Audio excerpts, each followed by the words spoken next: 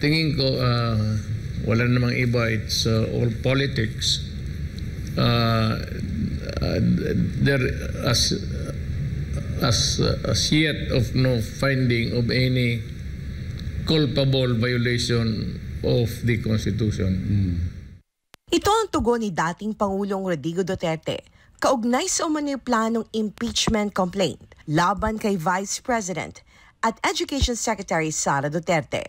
Magugunit ang ibinunyag ng dating CBP-NPA-NTF cadre na si Jeffrey K. Ericelli sa programang Laban Kasama ang Bayan na pinaplano na umano ng Makabayan Block Congressman ang paghahain ng impeachment complaint laban kay Vice President Sara Duterte. Kaugnay ito sa umano'y mabilis na paggastos ng OVP sa 125 million confidential funds na ibinigay ng Office of the President noong December 2022 na kwestiyon ng ilang grupo sa kataas-taasang hukuman. Sinabi naman ni dating Pangulong Duterte sa kanyang programang Gikan sa Masa para sa Masa sa SMNI kasama si Pastor Apollo Siquibloy, dapat imbestigahan muna ng mga ito kung mayroong anomalya sa paggastos ng pangalawang Pangulo sa naturang pondo. Giit pa ng dating Pangulo, wala siyang nakikitang mali sa ginawang aksyon ni na Pangulong Bongbong Marcos at VP Sara. But the fact is, they should have initiated an investigation to find out whether there was a misuse of the funds, yung previously granted by President Marcos, binaba niya doon sa Office of the Vice President.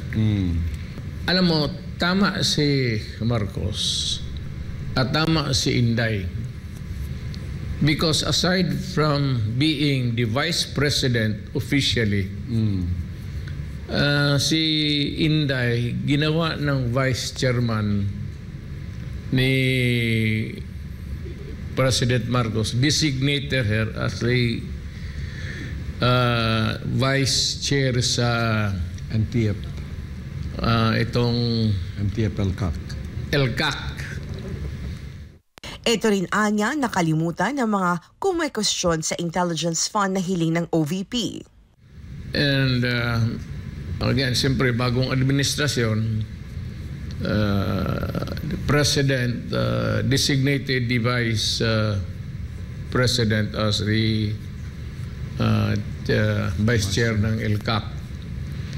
So yun ang dahilan na one of the things also that na overlook ng members ng Congress in denying or questioning the intelligence fund of the Vice President. Kung ang dating Pangulo naman ang tatanungin, kaugnay sa CIF. If ako yung presidente, hindi, not necessarily yung anak ko yung Vice President. If I designate the Vice President sa ganung trabaho, I would give him about about 500 million.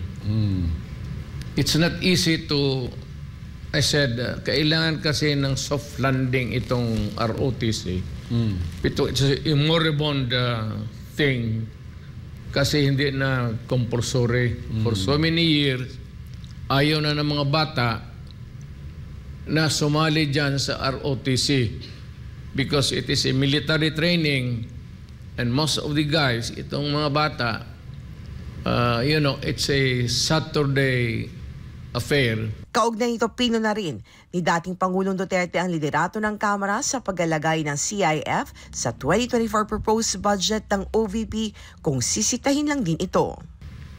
Alam mo, ang hilingi ko lang man sa kanila is yung respeto. Fairness. Kung ayaw pala nila ibigay, bakit nila nilagay doon sa proposed budget? Di tinawagan na lang sana nila yung anak ko. Sabi niya, Inday, hindi man pwede ito kasi yung mga left. Hirit naman ni Duterte sa Kamara. Yung binigay ni Marcos, yun ang dapat i-audit. I-audit mo muna at tingnan mo kung may mali, nagastos ba na pribado na kamay o para talaga sa gobyerno.